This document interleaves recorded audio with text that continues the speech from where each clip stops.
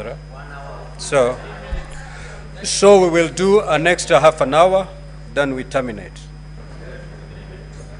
The Honorable OLEKINA, Senator. Thank you, Mr. Speaker. Mr. Speaker, this evening, let me disabuse this notion that an impeachment process is an attack of the mountain region. Mr. Speaker, an impeachment process is a vital process of holding public officers, state officers, accountable. Mr. Speaker, I've heard on various occasions from my colleagues, those who oppose this motion, that we are targeting the mountain. I beg to differ, and I do so with the following findings. There is a lot of movement in the chamber, Mr. Speaker. Honorable Senators, and Senator OLEKINA's. Let's take our seat, please. And let us hear the Honorable Senator in silence. Thank you, Mr. Speaker. Let me begin again by saying I want to disabuse this notion that an impeachment process is an attack of a region. It is not. It is a constitutional process that this House has been given the task to be able to hold public officers accountable. Today, we are discussing the impeachment of a deputy president. Tomorrow, we might be discussing the impeachment of a president. We have constantly debated impeachment of governors here. I've never had, at one given time, when people come up and say we are targeting a particular community. We are not, Mr. Speaker.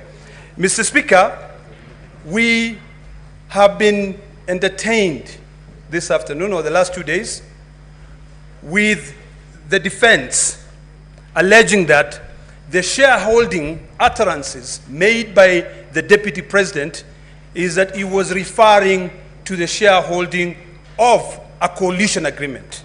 And Mr. Speaker, we were demonstrated here that the Kenya Kwanza coalition agreed upon how they can be able to share different, positions in government. In fact, I thought they would say that the Speaker of this House was also negotiated. I believe when the Speaker of this House was proposed to be voted for, he was voted for by all the senators. And never have I seen the Speaker giving preference to the people of the coastal region. So, Mr. Speaker, I find I'm not convinced by the defense that the shareholding being uttered by the Deputy President is based on a coalition agreement. Mr. Speaker, the defense attempted to respond to the allegation on ground 8, whereby they say that the utterances of the Deputy Speaker violate Section 132 of the Penal Code. It is important for us to know what Section 132 of the Penal Code says. It actually makes it illegal to utter, print, or publish words or acts that brings into contempt the lawful authority of a public officer.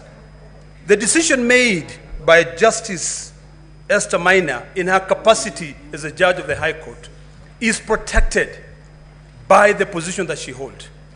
So it is a bit unsensical for the Deputy President to go out in public, instead of following the due process of the law, to be able to go out and appeal the decision of that judge. Until today, Mr. Speaker, the coercion which was used to be able to return the 200 million shillings back to the Deputy President, that money must go back to the public. Mr. Speaker, the Deputy President has got a forum. Article 240 of the Constitution puts him as one of the key members in the National Security Council.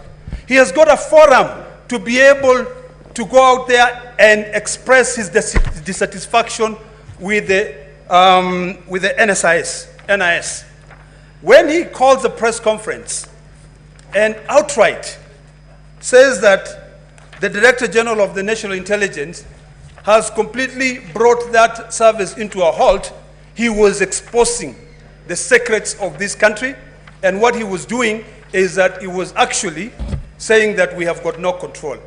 Mr. Speaker, if for anything, today I'll cast my vote based on various issues. One, on shareholding. Two, on the violation of Section 132 of the Penal Code.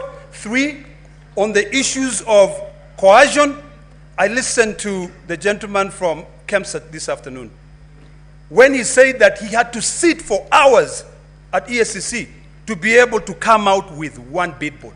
One. He was called on the 11th.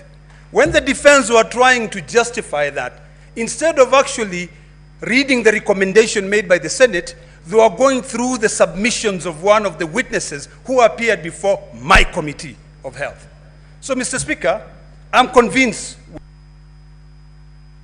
Senator Seki.